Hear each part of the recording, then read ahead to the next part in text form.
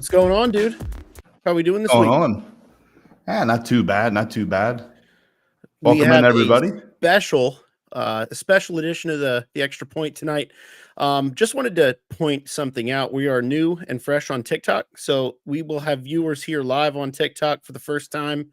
That's an awesome feat for our podcast. So if you Super haven't yet, excited about that.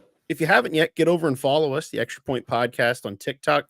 You can find the link on our Facebook page, and it's not too hard to find us here in the TikTok chat. So if you're watching on TikTok, don't be afraid. Throw your name there in the chat and throw your questions our way. So anyway, to get started, we are going to be covering this week our top 5 tight ends, our top 5 interior linebackers, and our top 5 defensive backs. So Eric, I'll let it up to you. What would you like to start with? Let's start with DBs. Let's go with defensive backs. Yep. Let's pull this up here. All right. So, Eric, since you picked that, we will start off with your top 5 defensive backs. So go ahead, tell us about this list and why you chose who you chose. So number 1 for me is going to be Pat Surtain. Main reason I picked him, lockdown corner. I feel like he can lock down just about any receiver in the league. So that's a big part of it. He had 34 solo tackles, along with 4 interceptions this past year. And a big part of the reason why Denver had a pretty successful season, good bounce back year compared to last year. Not to mention great lineage. His father was a pretty good defensive back in the league for quite a few years back in the 2000s, late 90s, I believe, too. But awesome defensive back. And yeah, he's been shut down all year. I definitely can't. It kind of gives me that like Aqib Talib feel. Like he's big and physical. He's 6'2", like 200 pounds. Well, I think the thing with him too is he's versatile. You can put him on any type of wide receiver, and he's able to keep up in any kind of retrospect there. Absolutely. Like there's not too many plays, and he doesn't take plays off. So obviously, to be in a top 5 top 5 conversation, you can't be taking plays off. He just shows up and shows out. Seems like play in and play out. Moving on to number 2, I got Sauce Gardner. Talk about big physical cornerbacks. He's 6'3", 190. Of course, he's on the New York Jets. His stats really ain't showing up and showing out, but that's mainly because, let's be honest, the quarterbacks are afraid to throw at him. He had 36 tackles, 1 interception. I'd be willing to bet his target share is not that high. There's not a lot of quarterbacks are going to be challenging him. He's made people hurt the last couple of years. Obviously took a little bit of a dip this year, but I think that is all attributed to the fact that he's not getting much attention. Yeah, exactly. You see Sauce over there, you're like, okay, immediately I'm throwing to the other side of the field. Definitely. So, when you can put a guy like that on, a wide receiver 1 on the opposing team and just kind of neutralize them for most of the game, that speaks volumes. Absolutely.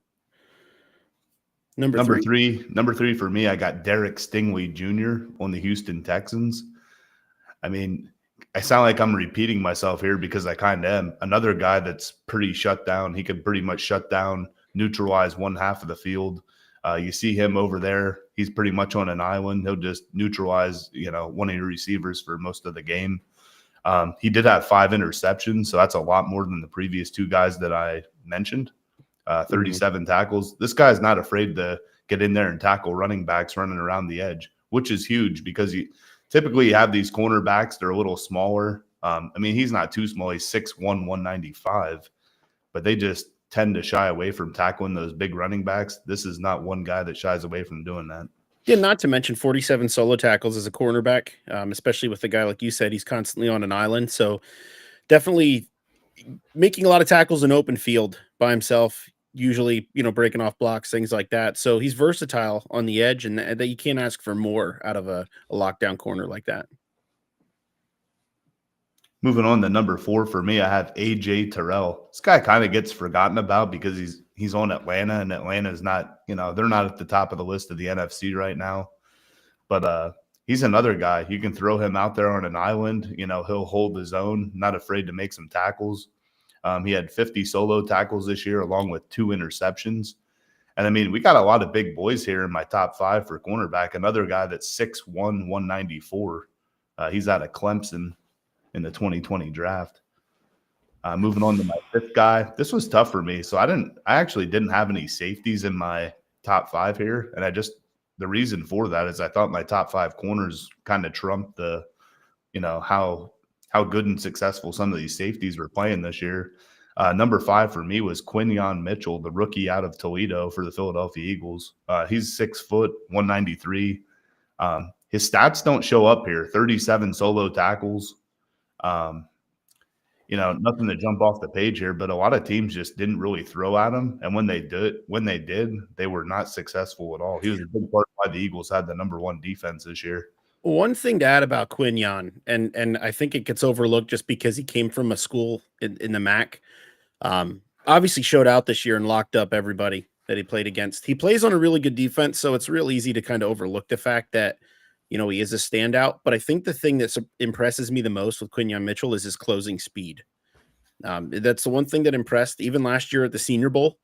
That kind of shot his draft stock up a little bit was the fact that even if he gets beat off the line, the speed that he has and the ability to close that gap, he can catch up. Yeah, you're 10 to 15 yards down the field. He's able to close on a ball really well, make good breaks. He's a little bit of like that ball hawk sniper. He's not afraid to get his hands dirty, but he's more finesse, faster, and he's able to out athletic you, I guess, or he's more athletic than most of the guys he's covering. I was just really impressed. Like you don't usually see too many rookies come into the league and just take command like that and lock down half the field. I mean, it's unheard of. I mean, a couple that come to mind that have done that recently, obviously your Sauce Gardners and your Pat Surtains, but they're few and far between guys like that. But yeah, that rounds out my top 5. So interested to hear your top 5 here. Yeah, definitely a good top 5 there. I was actually surprised you went with all corners. I should say I'm surprised by it, but I do feel like there's a couple safeties that definitely warrant some attention, and that's kind of where I have them thrown in here. So my top 5, I agree with you wholeheartedly. Pat Surtain is the best in the league. There's no better, I think, right now. Even with all the depth, or I should say the league depth that you have at cornerback and all the talent and stars you have, he's the king of the hill right now. But my number 2, I'm going to move to Kyle Hamilton. I love Kyle Hamilton's ability to come up, play in the box. He's not afraid to hit. He's not afraid to get a little bit physical. And I honestly think what keps him from probably he's a big boy. Oh yeah, definitely. He come out of Notre Dame, so definitely not a, what would be the word, like Quinyon Mitchell. He's not an undersight by any means. He came from a big school. He got the national attention. Yeah, right. And the one thing I like about Kyle Hamilton, like I said, he's able to play in the box. He comes up, he has 107 total tackles this year, 30 assisted tackles, but he has 2 sacks and an interception from the safety position. So he's kind of able to do it all, honestly. He can play up, he can, move over into the nickel, cover a receiver. And like I said, he's just not afraid to get his hands dirty. And for that, I think his versatility puts him in the top echelon of defensive backs in the league for me. But moving to number 3, Sauce Gardner. Does it get better than Sauce? His rookie year, his rookie year came out, like sort of like an enigma. I think he went like 10 or 15 games without like giving up, I think, a touchdown or something like that. His rookie year. Yeah, it was pretty much the whole season almost. Right. And he took that little bit of a dip this year, but he still was able to finish in the top quarter of the league in stats, per Pro Football Focus. 49 combined tackles, 13 assists, 1 sack, 1 interception. He's not getting a lot of attention, but another guy that, he's going to leave him on an island, and quarterbacks aren't really going to challenge him. So I echo what you say with that. I think Sauce is another versatile, big athletic cornerback, not linebacker, that's able to play in the box, kind of move around a little bit. But my number 4, Derek Stingley Jr., product at LSU. We talked about him with you in the Texans. The Texans do have an underrated defense, I think, and he's one of the highlights of it. Him, Will Anderson Jr. Stingley's just came into the league, and he's been like more of a seamless transition. Plays very well. He's good in coverage, and like we had said, he's not afraid to come up and make some tackles as he's in the top half of the league. And kind of gives you that that Jalen Ramsey feel. You know what I mean? Like, like he's a guy that you can build your defense around. And he was third in the league in interceptions this year out of, 222 ranked cornerbacks this year with 5 picks. Insane. That's insane. So pretty solid stat line for him. His coverage grade is 74.9 per Pro Football Focus. That puts him in the top 25 of the league. So definitely a strong year from him. And I actually expect him to kind of climb that ladder. And that's pretty impressive too, because like I said, he's one of them corners that just doesn't see a lot of targets. So for him to be in that upper, bracket statistically is pretty impressive. So I know we talked about this before the podcast, and I think we both agreed that like defense is a little bit tougher to grade. It is. You don't know he's still up on the stat sheet. Right. Offense, you look at stats. Stats don't lie most of the time. That's like my whole say with that. The one guy, I have Kirby Joseph in here because he absolutely filled the stat sheet this year. 83 total tackles, 9 interceptions, and a touchdown this year from his position. So he's moving up. He's, creating havoc in the run game, getting tackles and stuff like that. And he's also, taking the ball away, getting turnovers for the Lions. Absolutely impressive year from him. He had the previous 2 years, he had 4 interceptions apiece. He doubled his output and then some this year. So he definitely took that leap into the top 5 for me. I was kind of surprised that you have 2 safeties up there. If I would have had to put a safety in my top 5, no question would have been Derwin James for the Chargers. Derwin James is 6 for me. He is. I mean, he does it all. He can play in the box. He can blitz. He can cover just about anybody. Just one of them versatile guys. He just happens to be on a bad team, defensive team the last couple of years. I think the reason that I have Derwin James at 6 and Kirby Joseph at 5 right now is literally the statistical difference. I think that, 9 interceptions and 83 tackles from the cornerback or from the safety position warrants a lot of attention. While James had an impressive stat line this year, Kirby Joseph, I think out of all of the players that we had gone over to this point, had the most impressive statistical year from a player in the secondary. So for that, it's like he's warranted the top 5 for me. But I definitely don't think that Derwin James is outside of the top 5, in terms of credibility. So. All right, so moving on to top 5 tight ends. Yeah, let's swing on over to the offensive side here, and I guess I'll just start out since you started the last one here. Yeah, sounds good. My top 5 tight ends. Hey, real quick, Trevor. Real quick. You guys on Facebook, if you guys can, please check out our TikTok. We're going live on there. This is the first time live today on TikTok, and if you can, spam that like button, get us some more awareness out there. We'd really appreciate the support. Yeah, but let me actually do something here. I can throw our TikTok here in the chat. If anyone else isn't able to, bear with me here for just a moment.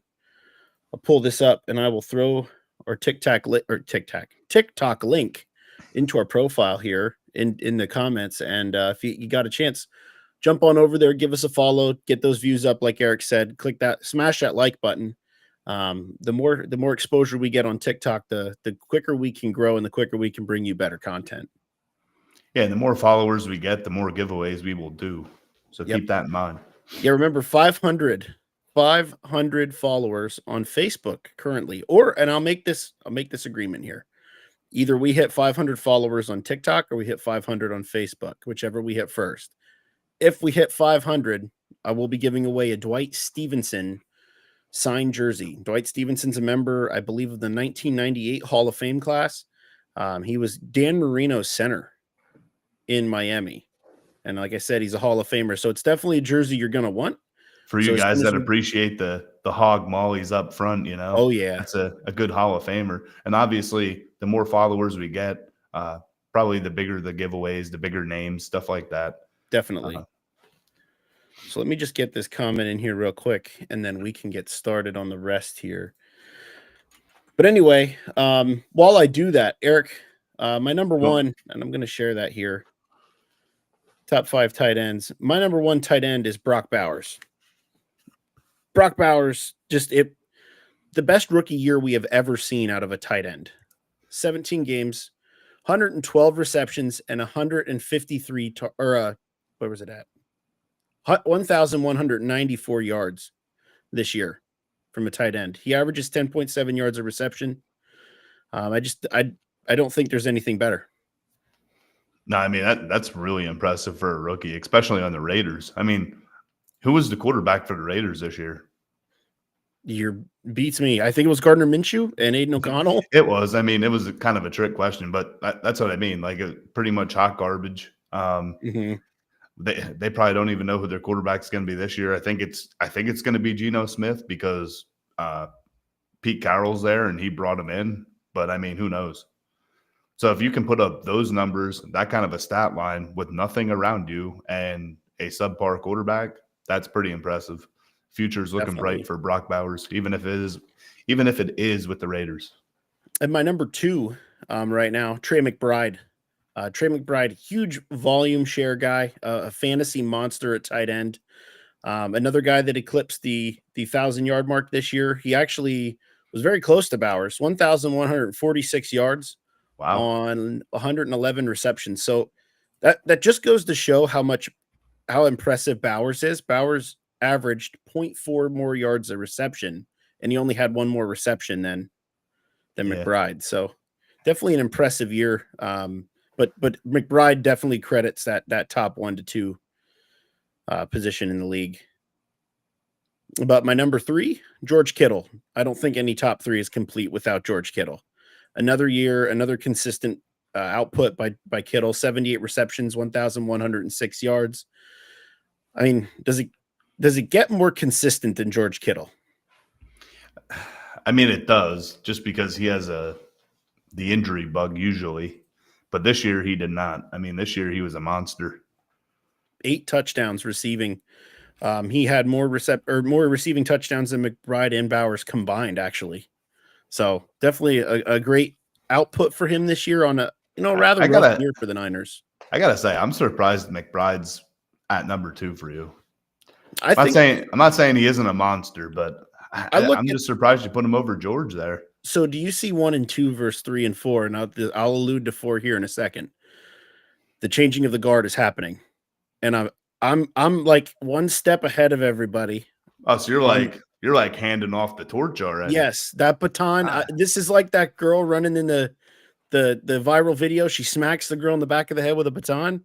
Yeah, like Brock Bowers and Trey McBride beat the shit out of Kittle and Kelsey with a baton this year. So I'm putting them ahead. I think youth over the storied careers of those 2 tight ends. Now Kittle still had a really good output this year, but let's get on to number 4, Travis Kelce. The decline is here. It's evident. It shows. Hold on. I can't let you degrade my man. I mean, statistically, it's pretty rough, man. But so Mahomes had a down year too, though. So do you truly think that like Kelsey's done? He's declining, or do you think it was like the Chiefs' offense as a whole kind of took a step back this year and relied too much on the defense? Maybe. Let me tell you how I look at it. Patrick Mahomes regressed because everything around him regressed. You lose your top running back, your top tight end, your number one target for the last how many years regresses like deeply. Every statistical category for Kelce, like on average, has gone down after this year. Like he had a down year all across the board in every category. He only had three receiving touchdowns. I mean, I do agree with you. Obviously, I can't argue it. Like all his stats were down, but I did notice something. Their offensive line, especially the tackles, were not that great this year. I did see them keeping him in a lot to block longer, even if it was to like chip the defense. And I think that had a lot to do with his production this year. So let me point something out. And this is like where my digging into stats really gets at me here. Where do you think Travis Kelce finished in terms of targets for tight ends this year? 17th. He finished third with 133 targets behind Brock Bowers and Trey McBride. Really? In 16 games. Now, do you want to know where he ranked in total receptions? 12th. Third. So you would think that's great, right? Travis Kelce only yeah, averaged sounds good. He only averaged 8.5 yards per reception this year. He had 823 yards receiving and 3 touchdowns. So comparison for Trey McBride, on 147, he had 111 receptions, 10.3 average, and 200 more yards.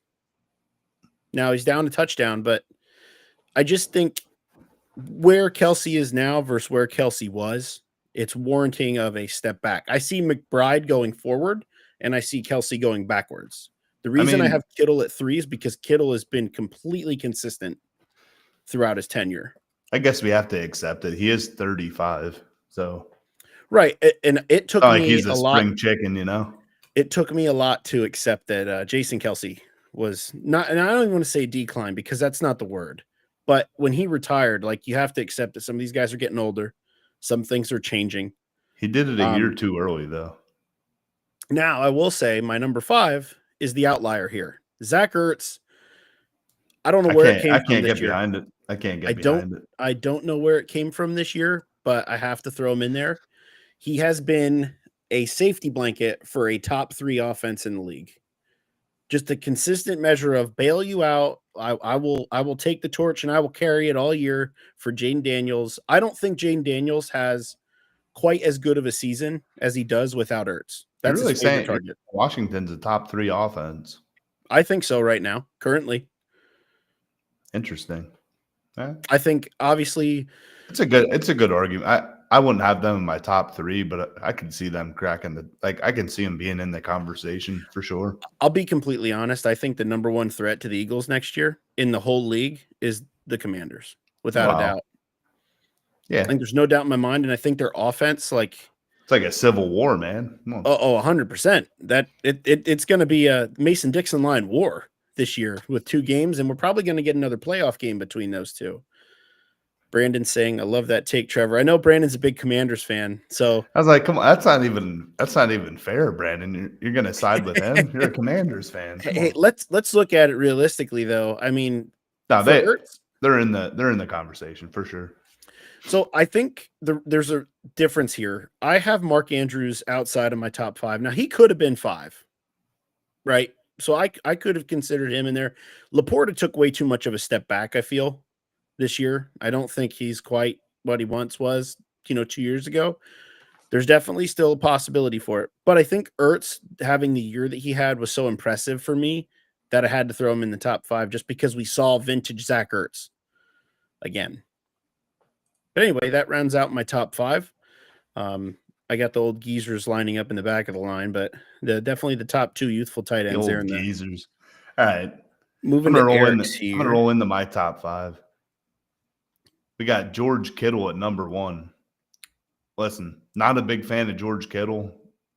I personally, not really a huge Niners fan. But look, this guy demands you either got to have a very good coverage linebacker, which doesn't really exist too much in the NFL, or you need like a safety over the top or whatever covering him or coming down into the box to help cover him. He's virtually uncoverable, especially this year. Like Trevor said, he had 1,106 yards, 8 touchdowns, 78 receptions. He just was pretty much unstoppable this year. That's why I have him at number 1. Number 2, though, I mean, I wasn't far off. Trevor, I think you had Brock Bowers at number 1. Yep. 112 receptions, almost 1,200 yards, 5 touchdowns with no quarterback. I mean, the stats pretty much speak for itself. When you can do that with no quarterback virtually, that's very impressive. He set go ahead. He set a ridiculous pace for a rookie tight end, like unseen. Like I don't think I ever remember. I mean, Laporta had a solid year his rookie year, 889 yards receiving. But just to allude to that, Brock Bowers had like 300 more yards as a rookie. Absolutely with no quarterback.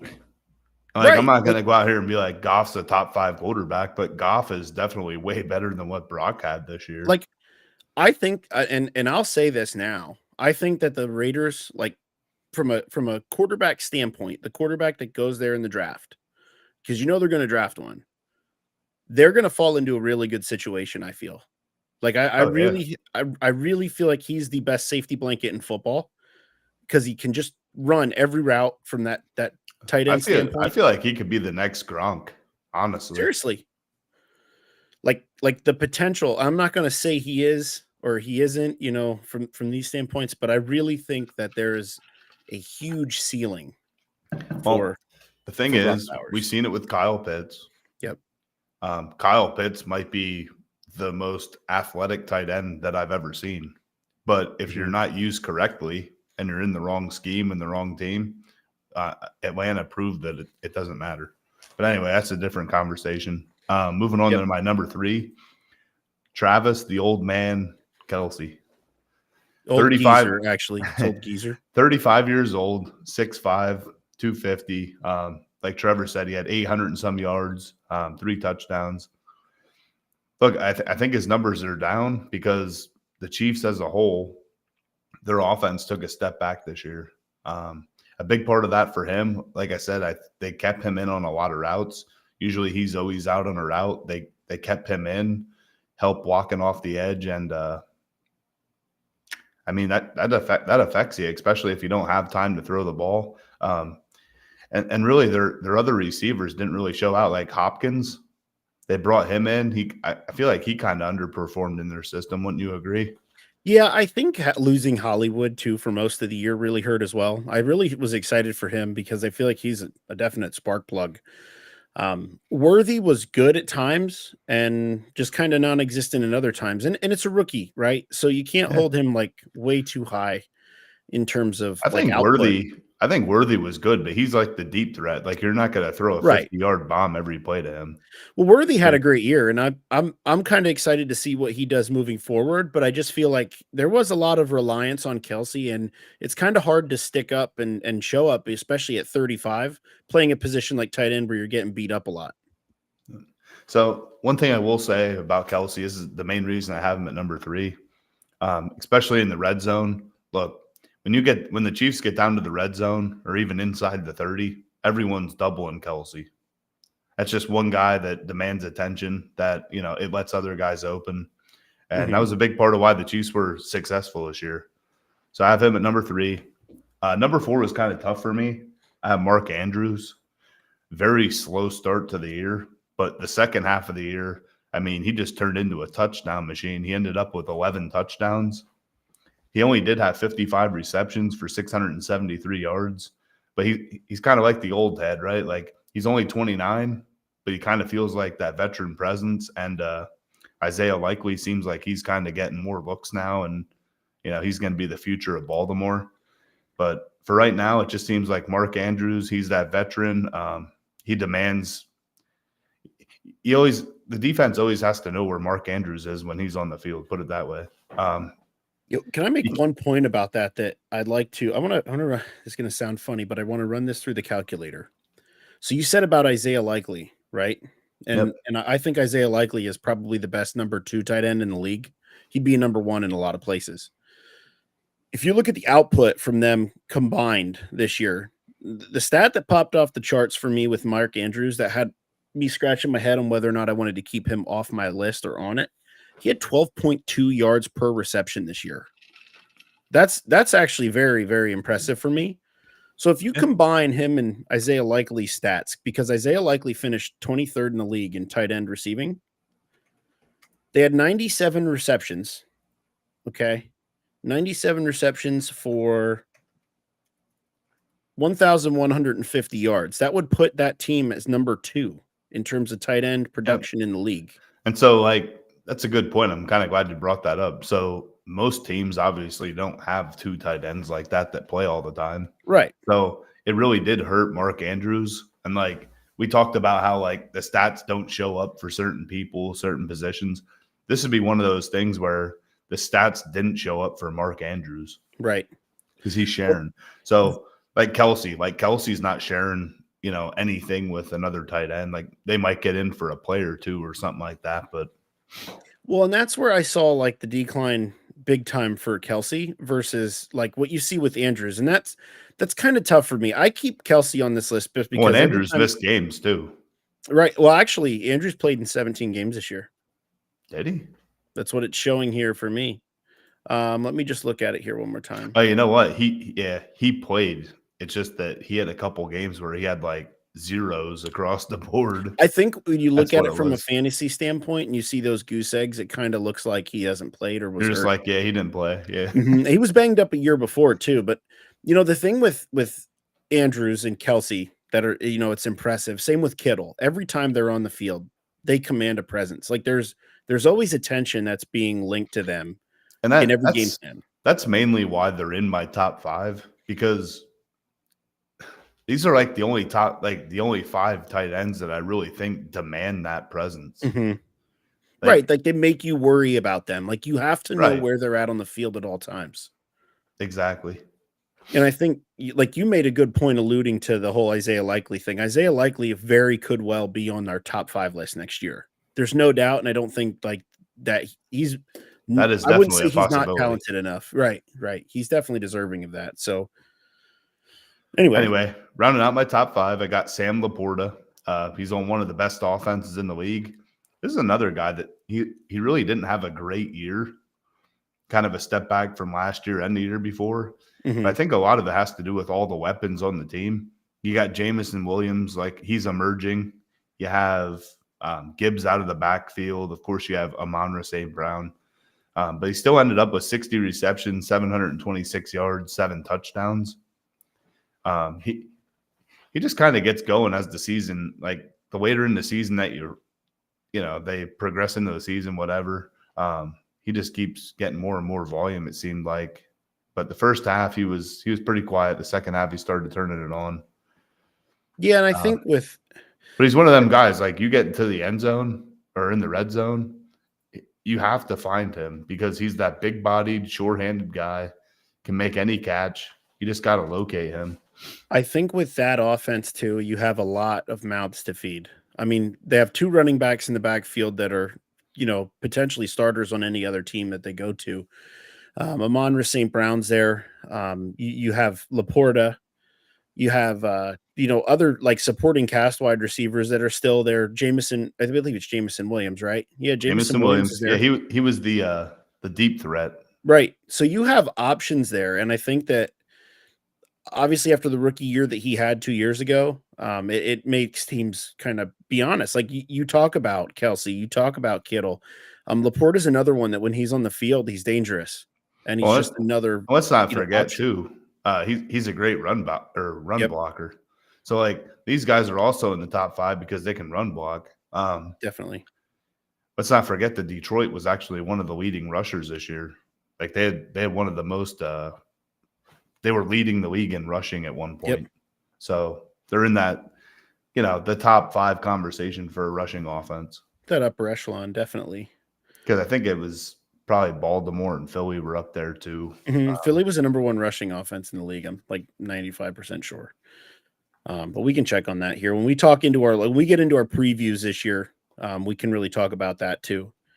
But any other points you'd like to make on the tight ends? No. Just wanted to reach out to the supporters there. Guys, make a comment. Let us know. Put in your opinions here. Yeah, definitely. We are driven on your comments. Oh, sorry. Go ahead. We can definitely talk about, if they put in their players, give us their top 5, whatever. We can definitely make that a point of emphasis and talk about that. Definitely. Moving on here, Eric. Since I kicked off the tight ends, we'll let you kick off the linebackers. Eric's top 5 linebackers. This kind of had me. I could have went so many different ways with this. Number 1, I don't even think this is going to be disputed. Fred Warner for the 49ers. I mean, he is just a wrecking ball in the middle of the field. He can cover pretty much anybody. Tight ends, like sometimes there's a mismatch covering tight ends. It's not a mismatch for Fred Warner. I can tell you that he could cover any tight end. I think one thing I want to make a point of real quick before we get too far into this list, these are our interior linebackers. We covered edge rushers in our defensive line, edge rushing, like stuff like that. So we're focusing more solely on like your interior linebackers, your Mike, your Sam linebacker, your middle linebacker, what have you. But the one thing I want to say about Fred Warner, I think that puts him in his own category is the ability to cover. He is as good in coverage as any linebacker in the league, and that just makes him incredibly versatile. Well, also too, I mean, he's probably the best or one of the best blitzing linebackers and run stopping linebackers. Like Definitely. pretty much any category you have for a linebacker, Fred Warner's in the top 3. Right. Easily. There's no doubt. He's another one that just warrants that attention. He could kind go of reminds you any, like a Bobby Wagner, like in his prime. Like that's what he kind of reminds me of. He could go to any, like he could go to any team and automatically be a Pro Bowler. I wouldn't question it. Oh man, I'd love him on my team. I can tell you that. Yeah. Hear us out, Howie. Hear us out. Yeah. We can't afford that. Anyway, moving on. Number 2, I got Roquan Smith. So he is very good at coverage, and he is fast as hell. Mm-hmm. I wouldn't say he's the best blitzing linebacker, but he's not afraid to, stick his nose in there and do some run stopping, but I wouldn't say that's his strength. I'd say his strength is definitely the coverage part of linebacker duties. He's well-rounded, and I'll talk about him too a little bit, but like just the output that he has and the consistency that he's maintained throughout his career. People forget now that he's on the Ravens. A lot of people forget about his time with the Bears. His rookie season through his like 4th year in the league was extremely impressive. Oh yeah. Totaling over 100 tackles each year. Absolutely. Yeah. I mean, he had 81 solo tackles this past year, 1 forced fumble, 1 pick. He only had a sack and a half. Like I said, his blitzing abilities aren't his best, but he's not the worst either. Well, and then you look at, statistically throughout his career, you look at 2021 was a crazy year for him. 163 tackles, 3 sacks and a pick, 1 touchdown. Like the thing that you see with him year in and year out is how versatile he is. Oh, absolutely. Yeah, he's one of those guys where he has a high motor, but he's always available for his team. Like I don't remember too many times where Roquan Smith's sitting out with an injury. Definitely. Right, moving on. Number 3, you're gonna like this one, Trevor. Zach Bond of the Philadelphia Eagles. There's a reason why he's the highest paid linebacker in the league right now, and it's because of this last year. A big part of the reason why the Eagles won the Super Bowl, and a big part of why they were the number 1 defense. This guy went from a special teams player on the Saints to a starting linebacker and the highest paid linebacker in the league. 93 solo tackles, 3.5 sacks. Listen to this, Trevor. 5 forced fumbles and 1 interception. His nose for the football is unheralded. He finds it. Like, it's crazy. His performance in the Super Bowl alone. Now, right. So he has a great year, fills the stat sheet, turns up in the Super Bowl, gets a pick, creates a fumble that ends up sealing the game for them pretty much. You can't say enough about this guy, and you can't say enough about how versatile he is. He is exactly what the Eagles needed. And I thought, after his first game of the year at Green Bay, I thought, oh man, this guy could be a really good role player for the team. And then Nakobe Dean goes down. When Nakobe Dean went down, I thought to myself, well, Bond's great, but he gets aided by the fact that he's playing next to Dean, and Dean's having a great year. You turn around and look at it. Here you are. Zach Bond comes out and puts pedal down a little harder and ends up playing better down the stretch than we ever could imagine. He has such a high IQ. So listen, Dean goes down. I almost said Jamal Dean. It's Nakobe Dean. Dean goes down. He's the signal caller. Not every quarterback. Every linebacker has the IQ and the mental capacity to just pick up how to signal call. Zach Bond came in, and I think it actually might have been an upgrade. I implore anybody to go in. Brandon made a good point here that I want to talk about.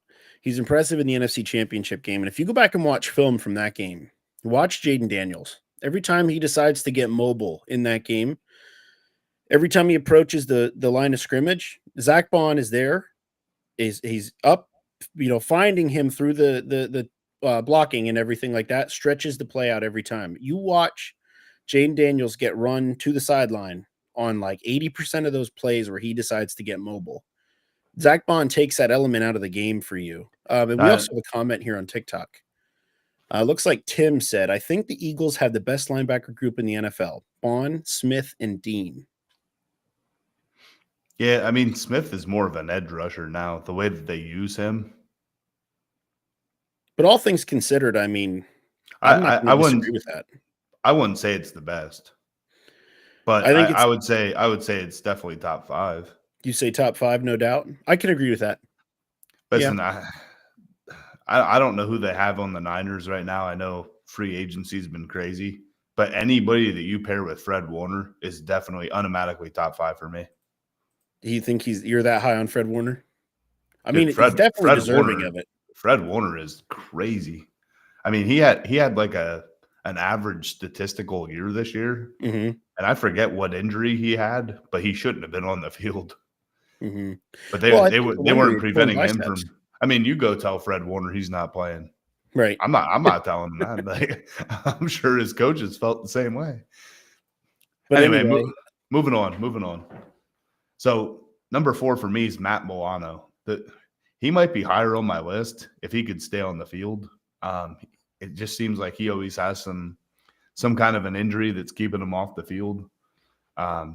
This year in particular, he was hurt pretty much the entire year. He only had 7 solo tackles, but when he's healthy, I'd probably have him at like 1 or 2, probably 2, because Fred Warner's an absolute monster. So I want to make a point about Matt Milano, and I love that you brought up, hey, he didn't play all year, right? Everyone would think, oh, why is he in your top 5? Why would he deserve to be in the top 5? Because he's that good. His playoff stats are impressive. 17 tackles, 12 of those 17 tackles were solo tackles, 2 sacks in 3 games. That's like he's in the top 5 because he didn't play all year, and he's that good. That's why his impact when he steps on the field, like I totally agree with you. He's a game changer. He's one of those, you know, he kind of reminds me of the way he plays Brian Cushing. If you remember Brian Cushing and the way he was, you know, had a nose for the ball, played the line of scrimmage pretty heavily, good run stopper. If I had a comparison for him, I'd say Luke Kuechly. It's another one, just a smart, like a field general linebacker. Yeah, absolutely. High IQ. Yeah, just has a nose for football.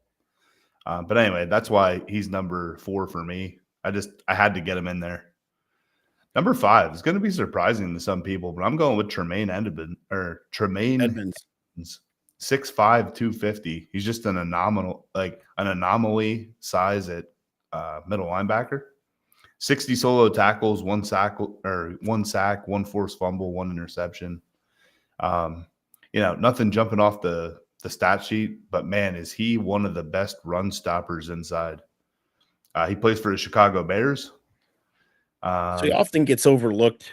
He gets overlooked because he's one of those guys where he doesn't get all the stats, but he's just a beast inside. Like, you're not running up the middle on the Chicago Bears. He's a big part of why they have a good defense there. I know the Bears as a team aren't great, but it's definitely not because the defense isn't doing their part. He definitely had a really good stat line this year. You want to talk about doing it all. 110 tackles, 60 solo, 1 sack, 1 forced fumble, and he had 8 passes deflected. That's pretty impressive for an interior linebacker, along with an interception. He's 6'5". I mean, 6'5", 250. Can you imagine that? Getting crushed, you know, running up the middle or passing across the middle. The Bears have an overlooked linebacking core between him and TJ Edwards, 2 extremely athletic linebackers, just kind of roaming the field. Eagle. Yep. And he was like our Zach Bond before Zach Bond. He was, you know, prime linebacker in the league when he played for the Eagles. But anyway, moving on. So we'll get into my top 5. My top 5 kind of close to yours. My top 3's just shuffled a little bit. Just the fact that Roquan Smith had the year that he had this year. We could talk about him all day. Like you said, I think his, you know, what puts him at number 1 for me is the ability that he has gotten better at coverage. Obviously he's been a run stuffer, you know, fills up the stat sheet when it comes to tackles. Last year, 158, this year, 154, an interception, sack and a half. Just has a nose for the football, and he's in the middle of one of the better defenses in the league. And I think the Ravens are that identity on defense because of Roquan Smith and obviously Kyle Hamilton. So one thing I just want to add quick. I know Tim said on TikTok that he thinks the Eagles have the best linebacking core. If I did have to pick one, I've been kind of thinking about this since he said that. I would take the Baltimore Ravens. You pair Roquan Smith up with Patrick Queen, good night. I think that Patrick Queen's no longer on the Ravens. Oh, really? I don't know. I think Patrick Queen is actually this past Steelers. year he was, right? Nope. He actually played with the Steelers last year. You're right. I completely overlooked that. Oh, it's easy to because of how good Roquan Smith is. People forget how high profile of a signing that was 2 years ago for the Ravens. I forgot about that. I think that's what made it so easy for them to move off of Queen. Honestly, I think having Smith there kind of commanded that. They probably can't afford to pay both of them guys. I mean, for the same position, pretty much. But moving on, my number 2, Zach Bond, just does it all. His stat line was absolutely ridiculous for a guy that was on a practice squad a year before. People forget that he was a converted defensive end, playing inside linebacker, 151 tackles, 3.5 sacks, an interception. Just unbelievable. You know how many combined tackles he had on his highest performing years before that? Wait, he really didn't play before that. 30. That's what I mean. He really didn't play. He had 2 career sacks, and they were both in 2023. He almost doubled that output. That just goes to show you, we got to toot the Eagles' horn here a little bit. They just have an eye for talent. They can find talent. Well, I think they can just find it anywhere in the draft, free agency, on someone else's practice squad. Like, they can just sniff it out, man. So the Eagles do something, I think, that puts them ahead in that category. While they evaluate talent really well, I think the Eagles do a very good job of believing in their system. So what Vic Fangio employs, they believe in it, and they know and trust, that they're going to be putting themselves in a good position to win football games. Nick Sirianni has a lot of faith in him, and Howie is as good as it gets at determining what player will fit that value of each position. I really feel like we're in a modern day Moneyball, because they find guys like Mekhi Becton, Zach Bond, and they turn them into like potential all-pro players. It's impressive, and I love seeing I'm interested to see like Mekhi Becton. You just brought him up. So he was a tackle for the Jets, for some of you guys that don't know that. And then the Eagles converted him to guard. So now the Eagles let him go. I'm interested if he just stays at guard. If he stays at guard and has a Pro Bowl season, or even maybe a Hall of Fame career, like, who knows? Like, that's going to be pretty impressive, because if he didn't go to the Eagles for that year and get transitioned into that role, we would have never even seen him as a guard, probably. Well, I think he might have just faded out. He's definitely going to play guard for the Chargers, because they have Slater and they have Joe Alt at tackle. Ooh, that's like both of them two top 10 tackles. Yeah. Yep. 2 perennial Pro Bowl tackles, and then you have Mekhi Becton in the mix. And that's just going to show Harbaugh's trying to build that offensive line, and they're doing it the right way. That could be a scary team based off the personnel that they have. Oh, yeah. If you get Herbert some time, absolutely. That'll be a dangerous team nonetheless. But moving on, Fred Warner, my number 3. It's a no-brainer, like you had said. There's no top 3 that is complete without Fred Warner. Fred Warner is completely deserving of that. Stat line, pretty solid this year, 131 tackles, a sack, 2 interceptions, and a touchdown. And it was a 70-yard, I shouldn't say it was a 70-yard. He has 70 yards returned on 2 interceptions. So definitely, talk about he's a return man too. Yeah, right. What can't Fred Warner do? Give him the football. But yeah, it just automatically puts him on that pedestal for me, of top 3. My number 4, I think he gets overlooked a lot just because of the team that he's on. Obviously, everybody wants to talk about the offense with the Chiefs, but I have Nick Bolton in my top 5 for the simple fact that Nick Bolton holds together one of the top defenses in the league. The Chiefs defense doesn't get talked about enough. That defense kept them in every single game this year, except for the Super Bowl. Oh, they were top 3 defense. Right. And I think it all starts and it all ends with Nick Bolton in the middle. Obviously, you want to talk about their secondary and being able to stop the pass, it's tough to run on the Chiefs. Chris Jones and then Nick Bolton behind him, like they're eating up quite a bit of tackles every year. 106 tackles for Bolton, 3 sacks, an interception. And he's playing on one of the best defenses. So, mind you, those stats are going to get deflated a little bit just due to the fact that it's a solid team. He's a good coverage guy. Definitely. He's fast. But moving on, and don't forget he's also only in his 4th year. So definitely a premier linebacker there for the Chiefs. Number 5, I'm going to talk about filling stats. Zaire Franklin. I can't have a list of top 5 without him after the year that he had. 173 tackles, 3.5 sacks, 2 interceptions. Just an absolute enigma of a linebacker. Almost half of his tackles were solo tackles this year. He had 173. Wow. It's like we're talking about Leonard, Darius Leonard all over again.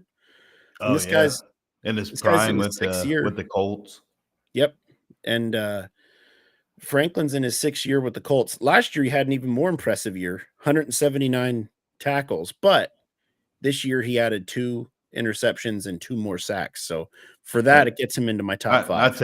Not taking anything away from him, and that's a great pick. I overlooked him, not gonna lie. That's why he's not my top 5. It's kind of funny how the Colts always come up with these good defensive players. Like you mentioned Leonard. Now they have Franklin. You think a lot of that has to do with what's his name? What's the quarterback? I can't think of his name. Oh, Anthony Richardson? Anthony Richardson. You think that has a lot to do with them turning the ball over? The defense is on the field a lot? I think that does. That's a ton of tackles, man.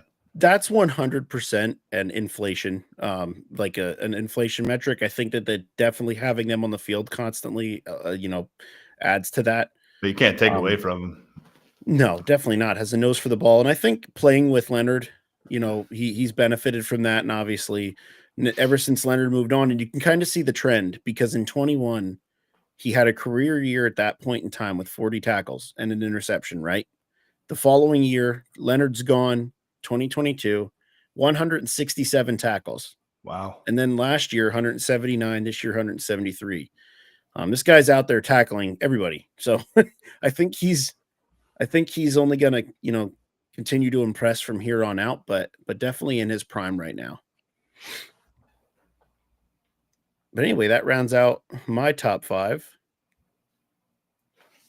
Pretty good top 5. Yeah. Yeah, I would put a little research into it. Like I said, I'm not much of a defensive guy normally, but yeah, had to put some thought into it. So, anybody else have anything else to say about our defensive, or I should say, our linebacker rankings here before we move on to everybody's favorite game? No, I don't think anybody has anything to say. They just want to see me kick your butt again. Play some immaculate grid. All right. Well, hang on one second here. If you guys could, please give us a couple likes on the TikTok. We appreciate it. The more likes we get on there, the more exposure there is for us. So we appreciate the support. Yep, definitely. Moving into our immaculate grid here. Eric is currently up 2 weeks to none. Go figure. Let's go. Before we completely get into this, I want to bring something up. We're trying to get growth here on TikTok, obviously. We've been talking about that. We've been bringing that up. Throw it in the chat if you wouldn't mind watching us exclusively on TikTok to help us achieve that goal. Or if you would want us to stay on a certain platform, we would love to know. So that way we know where we can focus some of our energy and kind of figure out what kind of content we can shape up and make better for you as a viewer. So while we start this game up here, go ahead and throw your comments in there on what platform you'd like us to continue streaming on, whether you'd like seeing us on multiple, whether you'd be okay with watching us exclusively on TikTok. Let us know and we'll make that happen. But anyway, without further ado, moving on to Immaculate Grid here. Let me just pull that up. Sometimes my computer hates me, so just got to get this squared away here.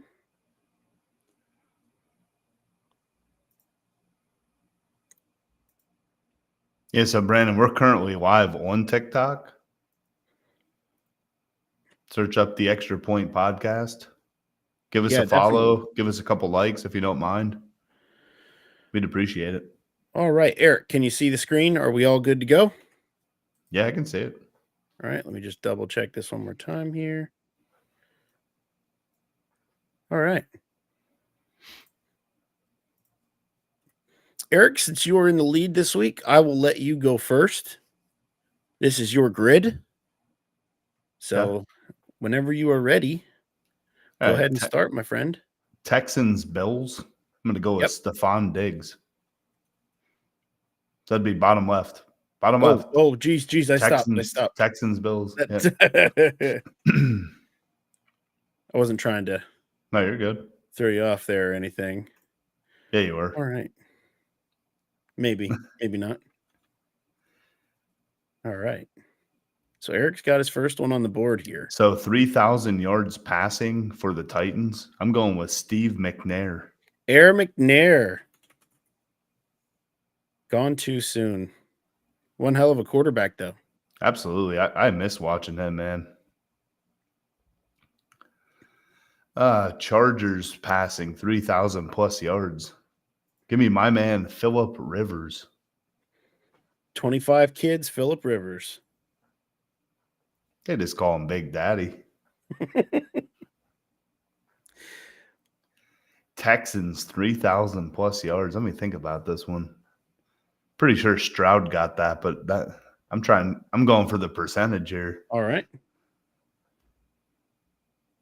And again, I don't know if too many good passers there. There haven't been too many good passers. I'm definitely not going with Brock Osweiler. Good old Brock Osweiler. He might have had 3,000 yards in like 3 years. Oh, man. Let me sit on that one for a little bit. Okay. Rams and Texans.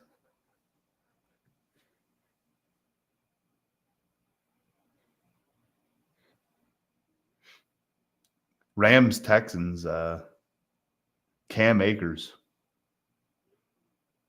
I think he was there. Please, God. Oh, wow.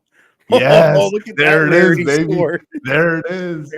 Eric pulls out another shitty one. That wasn't shitty. Cam Akers. Rams and Chargers. It's always so surprising. Because you think you know until you don't know, you know? Sure. All right, for the Texans, give me Stroud. I'll just get the slam dunk points there. Where are we at here? Bottom right.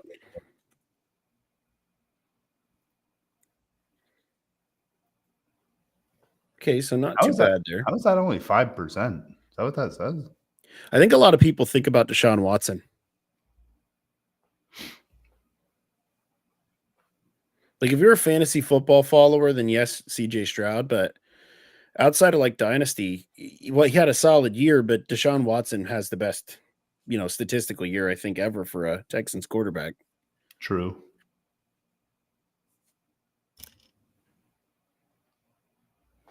Now I'm getting down to the nitty gritty. Yeah, what do we got here? I'm just curious. Do you know any that you're like, oh my God, like how is he not thinking of that one? I see one. So far. All right, I'm locking this one in. Give me Chargers Bills. Who's that? Tyrod Taylor. Ooh, that's a good one. That's a very good one. Does that say 51%? Yes, it does. What? He's probably one of the more popular people. So it goes to a vote. These grids, these percentages, they come from a public vote. That's where you're getting that information. I just would have thought that would be a lower percent than that. Like, I don't know.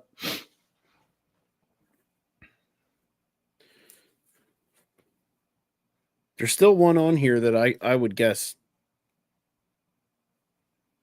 Chargers and Rams have me all messed up. That is the one. That's the one that I know a player.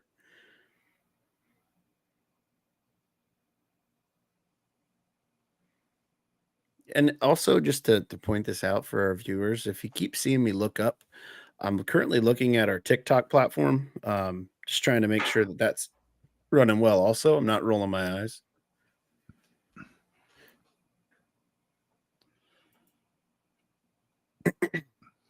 Titans and Bills.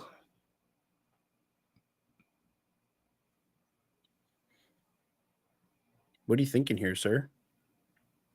I don't know. I'm trying to think of like modern players, but I'm thinking the answer is probably like a throwback. Could be someone a little older.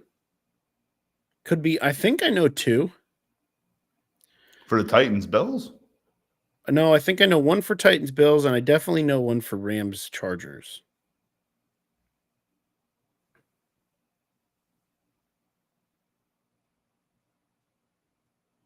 And they had to play at least one game for the team, correct? Correct. Either one game in a regular season or one playoff game. Titans and Rams.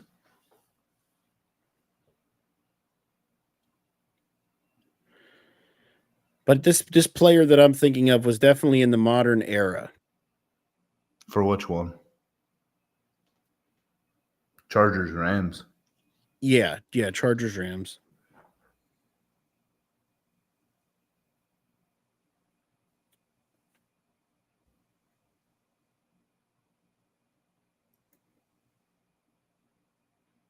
The shame of it is you're probably going to win this with this cast anyway. I know.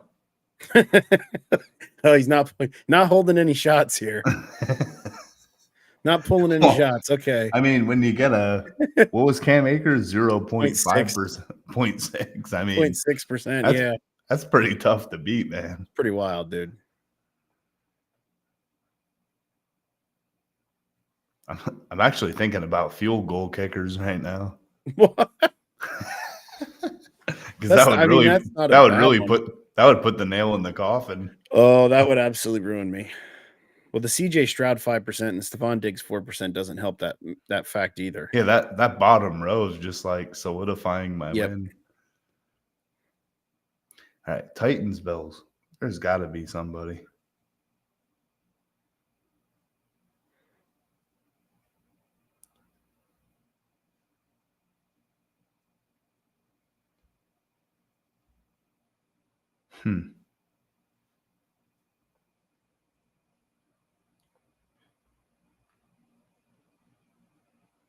I think it's probably defensive. Nothing's coming to mind on offense. It is a tough one, man. A very tough one. I think I know it, but I could be very wrong. I'm sure there's probably more than one answer. I can't remember exactly if he played Titans and Rams is kind of weird too, because back in the early 2000s, they were rivals. Mm-hmm. You also have the Oilers to think of too. Yeah.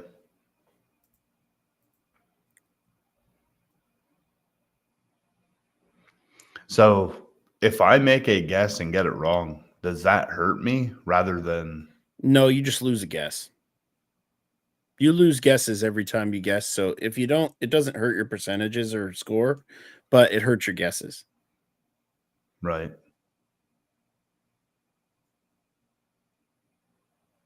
All right, Titans, Rams. Okay. I don't think I'm getting this, but I'm just going to guess Warren Moon. I don't know that he ever played for the Rams, though. Nope. No, he didn't. Nope. I can tell you his second team, though. What's that? It's not the Bills. He played for the Vikings. If it would have been the Bills, I would have died if you would have said that. I would have been like, yeah, lock that one in. Yeah, right. So I can't guess that one now, right? No, you can still guess here again. Okay. Chargers and Rams. Man, these are tough. I'm thinking right now, I'm like talking through it with you guys. Chargers and Rams, I'm kind of thinking like defensive backs right now.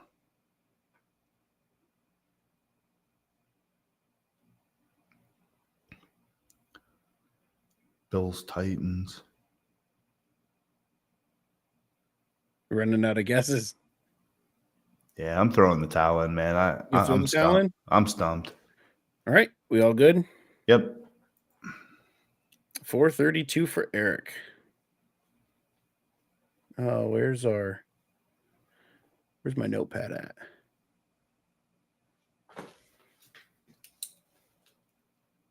There it is. Remember, lower the score wins. Yep. Okay. So, Eric, I would have picked Eric Weddle for the Chargers and the Rams. Yep, he was definitely.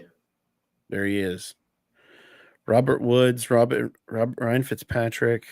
Oh, damn it. I was thinking Robert Woods, but I was thinking that for the Bobby Trees. Damn. I was thinking about him too. That's crazy. Let's see what we got here now. See what kind of menagerie I'm going to put myself through. See if I can finally get on the. I don't know. I think it might beat me. Here.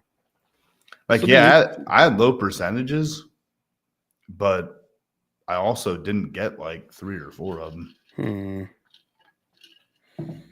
Well, this one's not going to be fun. No, I'm not going to. Well, you're getting the rushers easily. You should be strategic on who you pick, though. Yeah. To get the lower percent. Okay, there we go. I would have went even farther back. I would have went with like Westbrook or something. Westbrook, I don't think ever eclipsed 1,000 rushing. He was an all-purpose guy. Ricky Waters. That would have got you. That would have got you like 0.1% probably.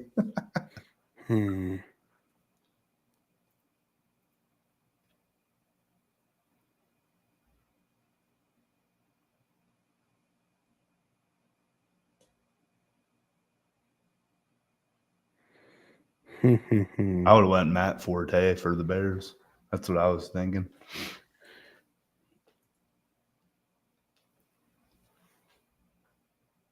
Oh yeah. Oh, that's right. You can't use them twice. Oh, you screwed yourself there. That sucks.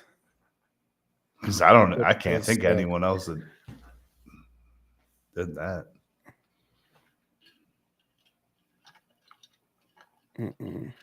So are you getting strategic with the Denver rushing one? Or are you like, okay. Yeah, I'm trying to be strategic with it.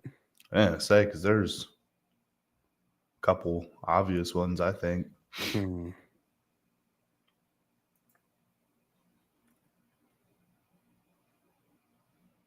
Okay. That's a good one. This one's not going to be easy. Browns and Bears.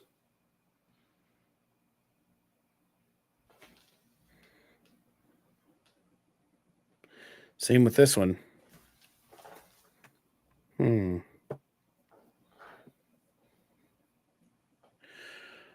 Well, this one's going to be a tough one. I'm like, just give me that. You want to just give me that W already? No, absolutely not. That's not happening today, pal. All right, we can waste 10 minutes first. Yeah, right. We can waste 10 minutes. Okay, I see how it is. It's not easy. Some of them are tough, man. The Browns really stumped me because I really don't know a lot of Browns players like in the past.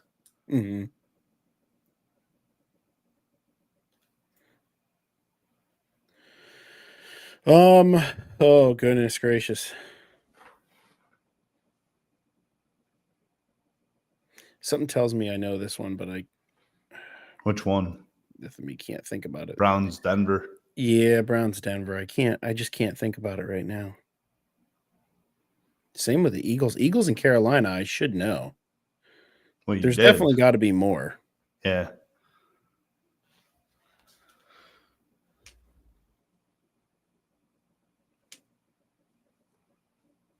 Eagles and Browns.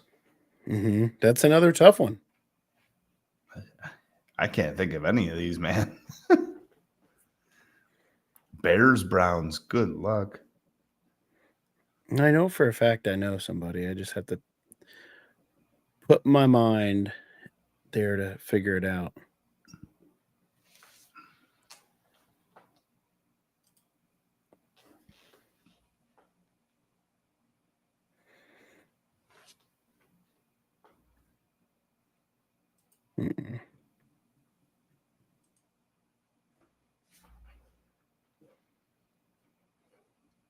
Talk us through it.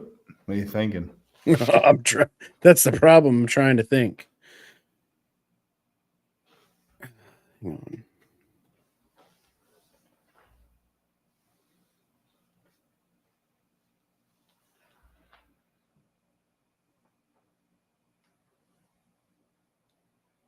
Oh, I thought Jamal Williams had a.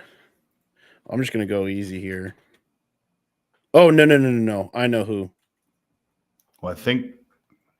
Let's go, Sammy Winder. Yeah, you had the wrong one though. It's Javonte Williams. Oh no, there was also Jamal Williams played for them before he played for the Saints. I don't think so. Oh yeah, he definitely did. He was on Green Bay. He played for the Brown or the Broncos Super Bowl team. Jamal Williams? Mm-hmm. Okay. The running back. Oh yeah, definitely. Huh. I thought he was on Green Bay before he was on the Saints. And then he was with Detroit before that. Okay, now we're getting somewhere. Now we're that 0.5 is pretty good, but with 5 empty spots, I don't think that's going to cut it. No, I know. I just got to get a couple more here. I'll figure it out. He's soon going to use Google so he can beat me. No, I'm not. I'm not a quitter like that. There's absolutely no way I'm going to quit for this. I just need to figure out. I need to figure out 2 more players here, and I think I'll be good. But if you get 2 more, you're definitely going to beat me, I think. So Eagles and Browns, like what the heck? It's really. I'm a diehard Eagles fan, and I can't even think of that right now. It's got me stumped, man. Got me stumped. And you'd think with like the revolving door quarterbacks that the Browns had, that at least some point in time, maybe one of them like. Absolutely. Oh my gosh. Why did I not think of this? I see we got a wow. Jeff Garcia. Look at that picture. Dude, 2007. You can't forget Jeff Garcia. See, we got a couple more people on TikTok there. Yeah. Welcome in, everybody. We're playing Immaculate Grid. We have a competition each week. We play head-to-head with this. Lowest score wins. Eric is currently up 2-0. Oh, yeah. And I'm struggling through this grid right now. So about to be 3. Once we finish this grid and we go on to the next one, we'll do one with the chat. We'll do a couple with the chat where you can throw your guesses in there and we'll use those in our grid. But if for this grid alone, don't comment, please. What's up, Nate? How you doing, man? If you guys don't mind, give us a follow. Smash the like button. Yeah, definitely. Help us bring you better content. Okay, so Bears and Browns. This is a tough one, man. This is a tough one.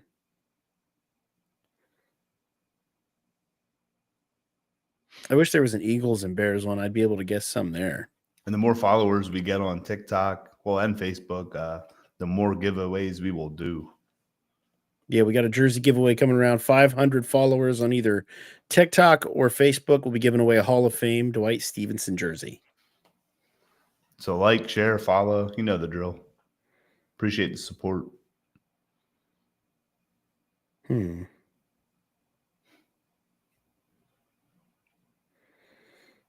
Panthers and the Eagles is a tough one. So, Nate, we're playing this. I know, Nate. Immaculate Grid. And every week we're doing this. Me and Trevor go head to head, and we see who comes out with more points. Well, technically less points. The more you get right, the less points you get. Right now I'm up 2-0. I won the last 2 weeks. So Trevor's trying to get a win here and put himself on the board. I need at least one more, I think. Jeff Garcia was clutch, though. I did not think about that.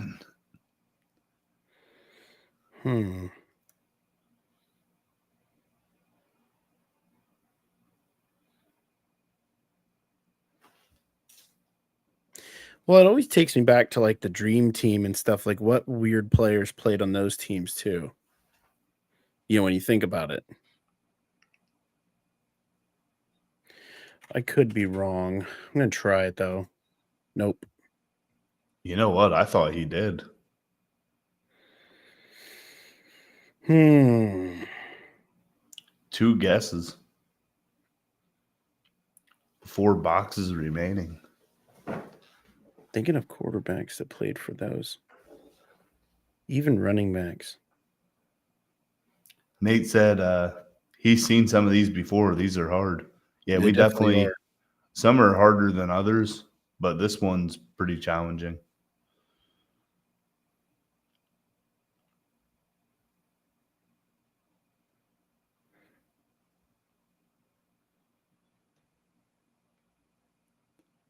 I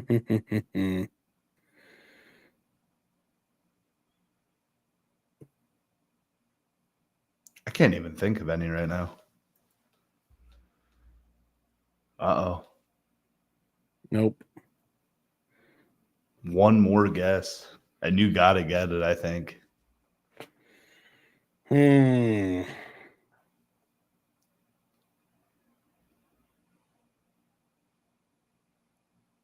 You would have had it, too, if you would have saved Sanders for the Eagles-Panthers. Well, kind of, because I don't think Westbrook had 1,000. I could have went with Barkley, though, but I still that would have been such an easy one. Yeah, but it's still one. True. Like, still got one. Very true.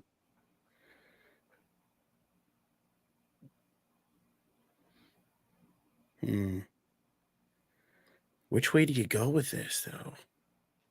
I don't want to hang it up because I know I can pull one out. I don't think you have it in you.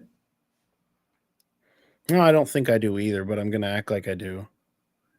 Dude, Denver, Carolina, I feel like that's so obvious. Your guess is as good as mine, pal. I actually do know who it is. You do? I do. I'm like 85% sure. Nate knows ones for the Browns and the Broncos. Ooh, that's actually a tough one. I know one for Broncos. As soon as I finish this up, we can guess. But I know I have one more in me. I know I do.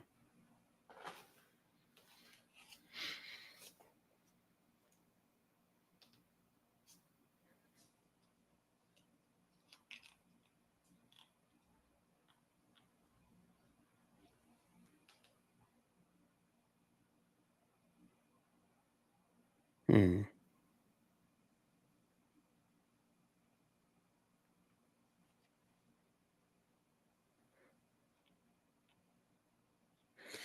going to give myself like another 2 minutes, and then I'm going to call it. Sounds good. Because it's got a lot of brain fog.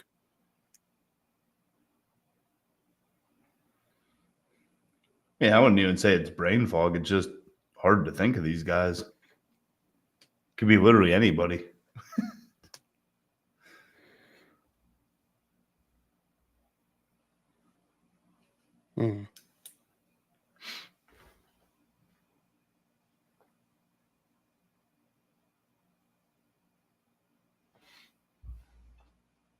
And Nate, once he guesses here, or anybody in the chat for that matter, we'll play one with everybody where you guys can guess and put your comments in there.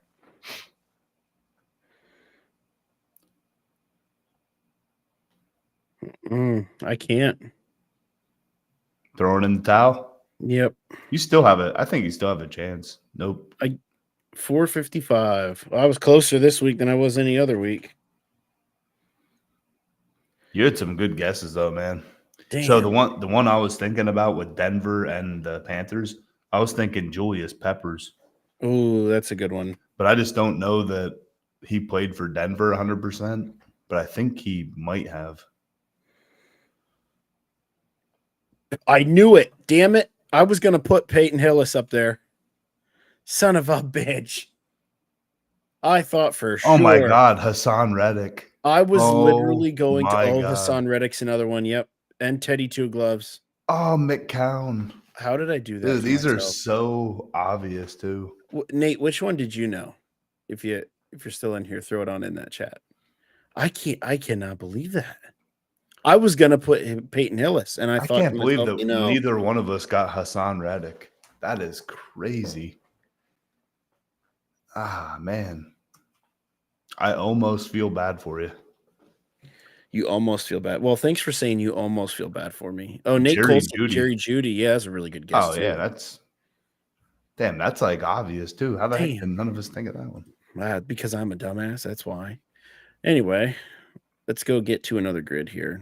I'm not going to disagree with you. I wonder what's going to happen. I hear that. I wonder what's happening when we're going to run out of grids. Oh, here we go. All right, so this one's for everybody. So tune in. Yep. Give your guesses. Can I start? Because I know these. I'm gonna. So wait, what does that? What does that mean? Super Bowl champion, though. The player is a Super Bowl champ for that team. Oh well, that's easy. Oh, I was gonna go with Peyton Manning. Remember, so we got to go. Let's be strategic. True. Saints would have to be Drew Brees, right? What about Jimmy Shockey? Well, he wasn't on the Super Bowl team. Are you sure? Jimmy Graham. Was he for sure on the Super Bowl team? I don't know. Reggie Bush was. Skip on him. Reggie Bush was. Oh, was he? Okay. That's actually a good one. Mm-hmm. Good percentage there, Eric. Dallas. Hold on, let's think about this. Yep, I know who you know you had Aikman and stuff, but Allen, Larry Allen. Are you sure? I thought he was Miami. Or which Allen is it? He was that. Don't get it wrong. Yeah, I'm gonna let that go. Like Emmett's gonna be popular. Aikman's gonna be popular. Michael Irvin does have a couple Super Bowls, but we're trying to go with the rarest player that we can think of. So we're going to leave this one blank for now. So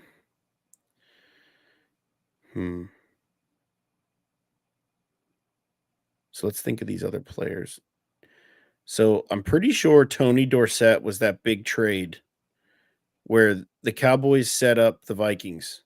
Or the Vikings set up the Cowboys for their Super Bowls. Was Tony Dorsett? No.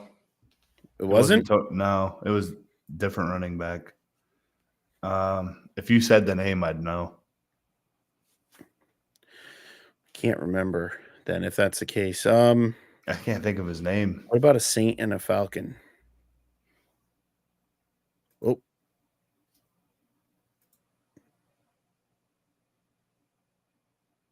But yes, Nate, to go with your question, Michael Irvin, he does have a Super Bowl. Yeah, I think he has a couple. I think he has 3. We're just trying to get like non-common answers because it gives you a better percentage then, which you get more points on. I wish we could include a coach. Uh-oh. This is frozen. Maybe you can include a coach. We got an issue. The screen is frozen. Like everything or Immaculate Grid? Immaculate Grid is frozen. Just close it out and do another one then. It's not that big of a deal. The problem is getting it to close for me. The whole thing's frozen, actually. My computer is completely frozen. That's unfortunate. We are in a bit of a predicament here. Oh, yeah, everything's shut down. Bear with me for just a moment. We're experiencing some technical difficulties. In the meanwhile, we can still see the grid, so take some guesses. Yeah, throw some guesses in the chat. Eric can monitor the chat while I sit here and wait for everything to reboot. But unfortunately, I can't relinquish control of the podcast because it won't let me.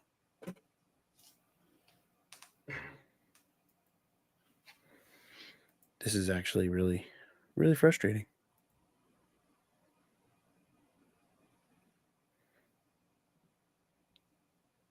Stephon Gilmore for the Colts and Vikings. Stephon Gilmore for did he play? Yeah, he did. That's a good guess. That's a really good guess. That's actually going to be a really, really good rarity score if this would ever let me back in. By the way, I thought of the one for Dallas. You were talking about that running back. Mm-hmm. I am 99.9. Yep, Herschel Walker.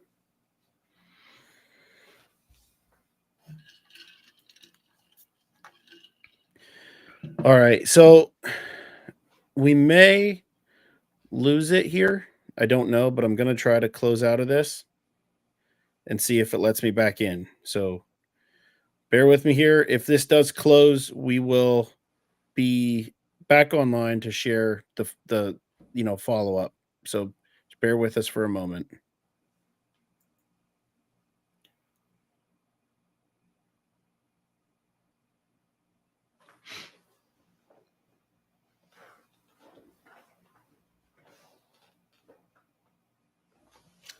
It looks like we lost Trevor.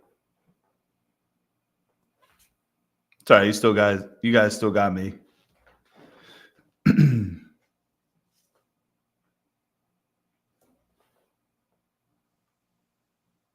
There he is. He's back. All right, can you hear me? I can hear you. All right, perfect. Let me get this set back up here. Eric, what are you seeing on the TikTok feed? Just so I know. I don't see anything. Okay. Bear with us here, chat. We will get everything set back up. This would ever let me.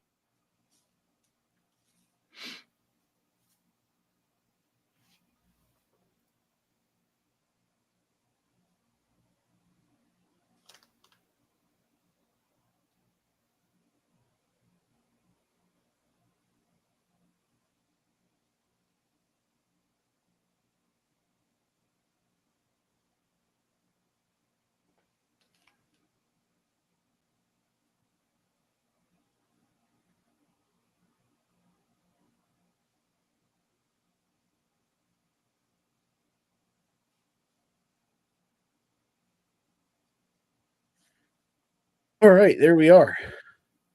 We back? Yep, we are back. Let me just share that to the other page here. All right, we're back in. Okay, so we're going to go Stephon Gilmore for the Colts and the Vikings. Yep. Good pick. Great pick, Nate. And then Herschel Walker.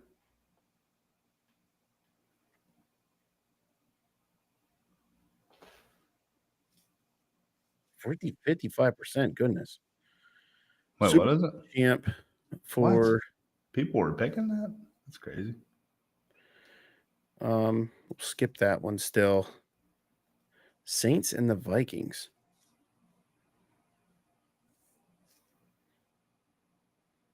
Is it just me or did a wide receiver just play for both of those teams? Wait, for which one? The Saints and the Vikings.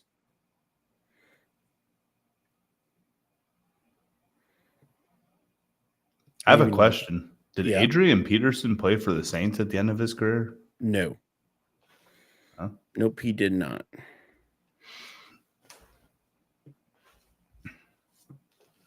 I don't know what I was thinking of then.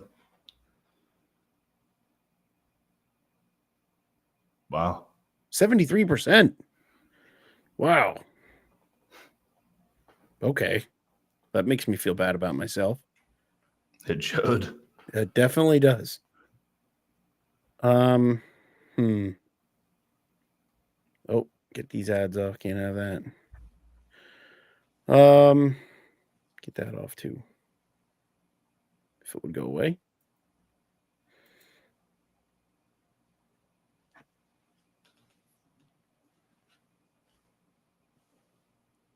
Who was a Super Bowl champ for the Cowboys that not a lot of people know about?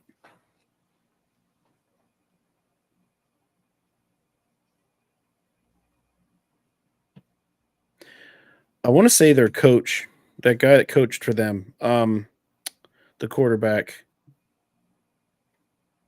Jason Garrett. I wonder if he was on their Super Bowl team. I don't think so. Yeah, I'm stumped now. I'm like 95% sure Larry Allen was a defensive lineman for the Cowboys. The one that I thought Larry Allen was an offensive lineman. He might actually was an offensive lineman. He's the one that ran the guy down. That's what I'm thinking of. It was definitely Larry Allen. Yeah, he was a guard though. Yeah, he was a guard. Yep. Dude, Dallas and Atlanta. Dallas and Atlanta shouldn't be that hard. But it's gonna be, isn't it? Right away, I'm thinking like Amari Cooper, but I know he didn't play for Atlanta.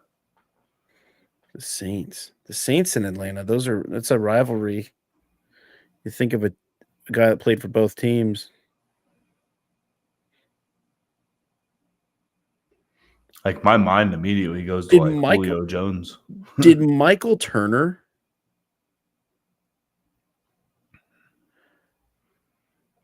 Michael Turner could have played for them. He could have. I don't know for sure. Roddy White and the Cowboys are Saints. We're sitting pretty nice. We have 3 guesses left. I wouldn't waste one if you're not sure. Yeah, definitely not.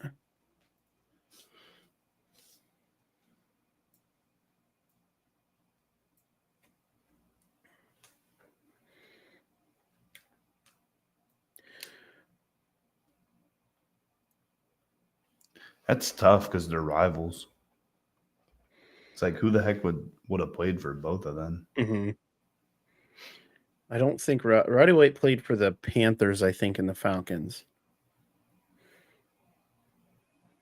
I'm trying to think of offensive linemen, but I can't think of any. And for the Vikings, I don't think Jared Allen played for the Saints. Well, you know what? Played for the Chiefs and the Vikings. I thought maybe he did. Should we try it? Can't hurt if we can't figure any other ones out. No. We got to get like slam dunks. Are there any?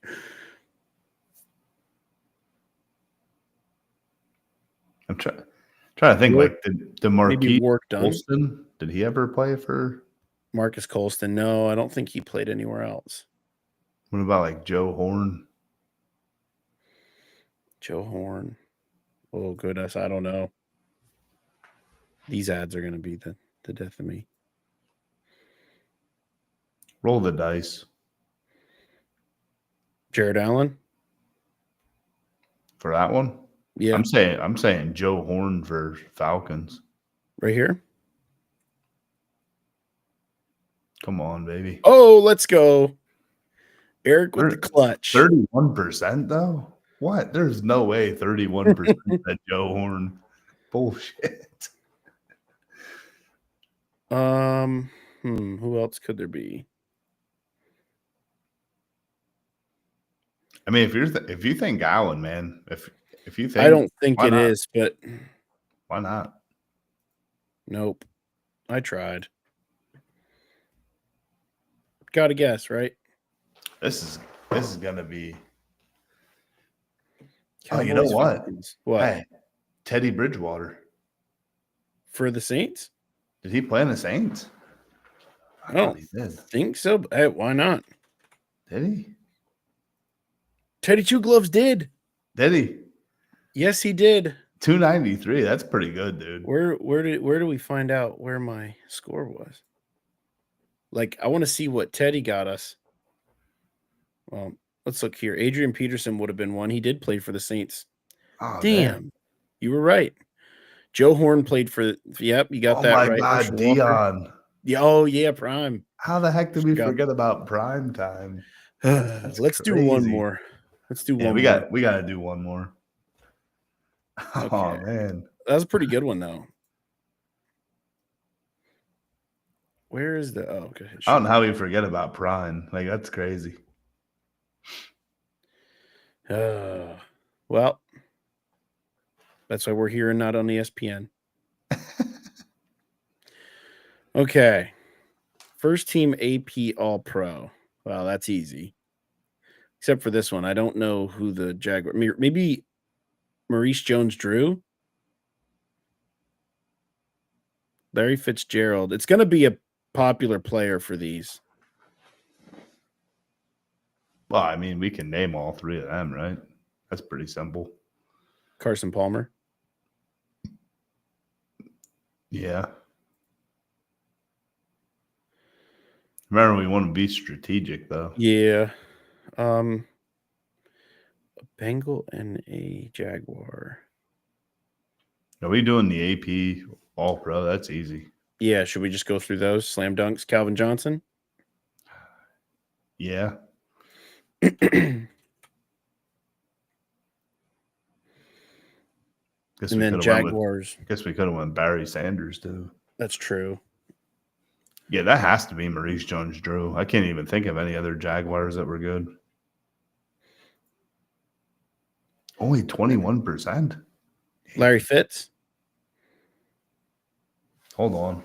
Let's think Cardinals. Cardinals. A first team All-Pro for the Cardinals.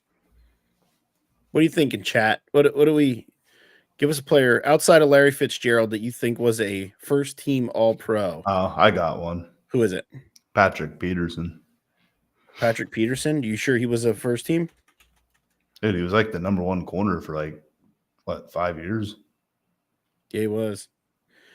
Nate had a good one in here. Anquan Bolden was another good one. A good guess for that. Oh, Nate, that was good. Absolutely. Okay, so Raider and a Lion.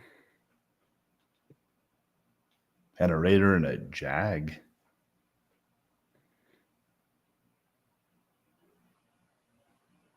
The Raider and the Cardinals is another one that's going to be tough. Talk about receivers that were on Jacksonville the last couple of years. Yeah, but I can't think of any that were on the Raiders. Yeah, there was one. Cardinals, Raiders, Chandler Jones. Great call. Oh, yeah. He's a Cardinals fan, brother. So he's helping us here. Bengals and Jags.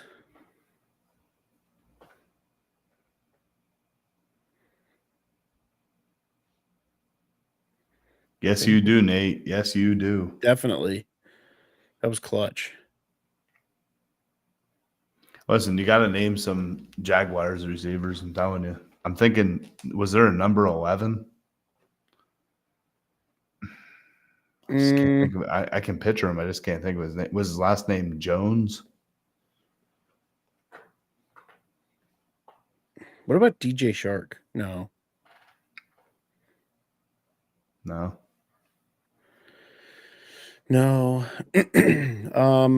Tight ends. Where did Evan Engram play before the Jaguars? Giants. Okay. So it wasn't him.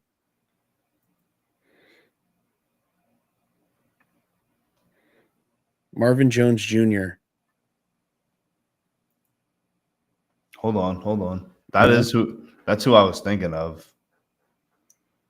But I don't believe that he played on the Raiders. Part of me thinks he did. No. He played on, I think he was on Atlanta. The Bengals and Jaguars one's a tough one. Definitely Lions, Bengals, or no? Question: where did Bortles go after Jacksonville? Was that the Raiders? No, I think he was backing up the Jets. No. Or the Browns or something.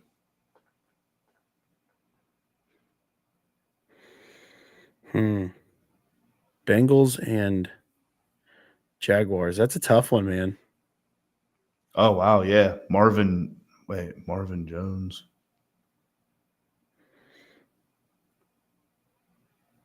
I wonder if we can do coaches. Or if it's just players. Oh, must played. Okay, never mind.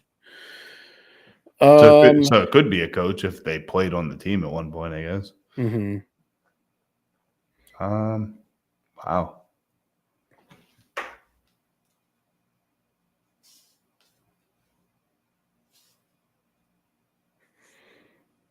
Think all the bad Raiders quarterbacks too.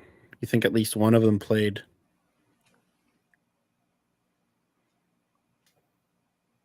It's tough, man.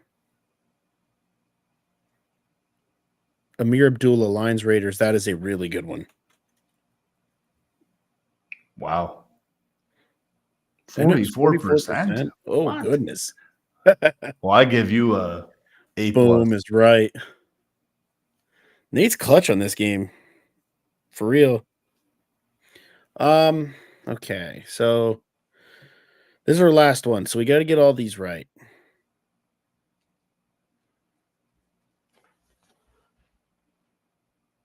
I wanted to think a tight end, but I couldn't guess who. I'm just trying to think. Like, I know Nate said about Marvin Jones for the Lions and Bengals. Or I think it was Lions and Bengals. I know he played on the Lions at one point. Allen Robinson didn't play for the Raiders, did he?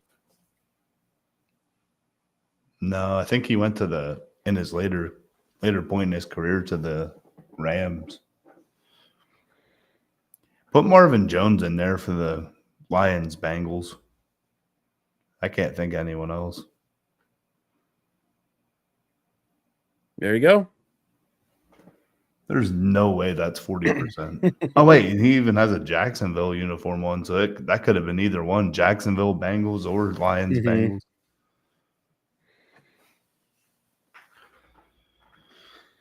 Jaguars and Raiders.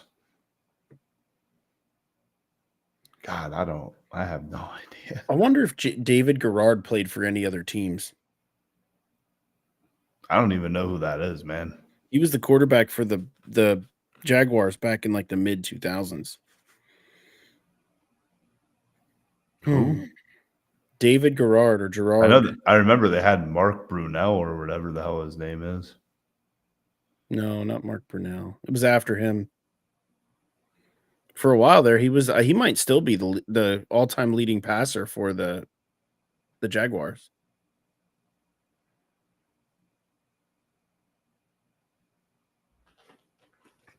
I'm not sure. Who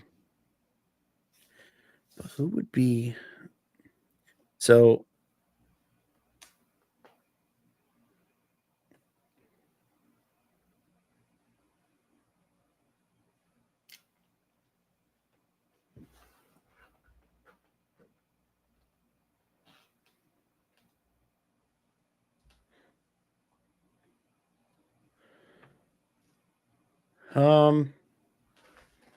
Well, I'm torn. I think I have no idea. Should we give it up? Or should we just throw two guesses in there?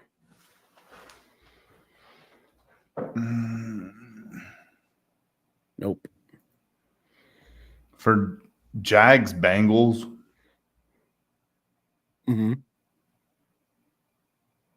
They had a tight end there at the Bengals that I think might have played in Jacksonville, but I'm not 100% sure. Was it Eifert?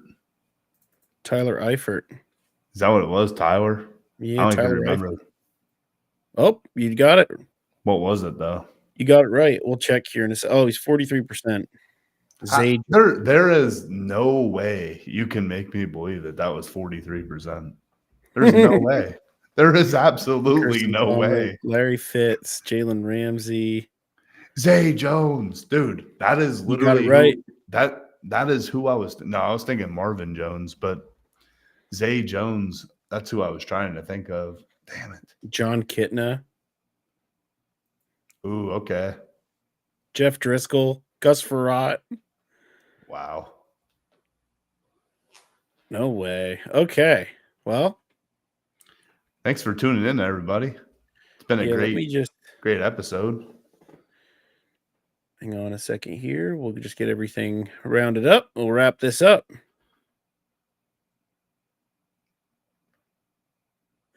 So for those of us watching on TikTok, thank you very much. We're going to log off here.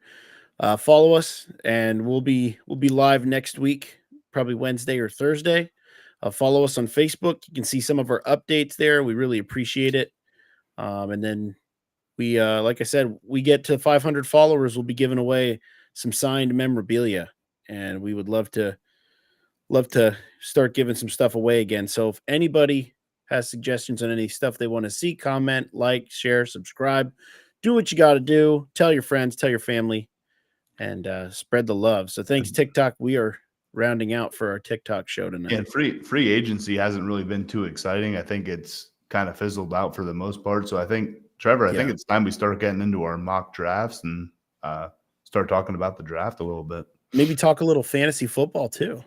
Absolutely. Could start getting into that direction with everything. So, like I said, if anybody has any suggestions, we're really trying to move this over to our TikTok page. We want to grow it there. So maybe next week will be the first time we go live exclusively on TikTok.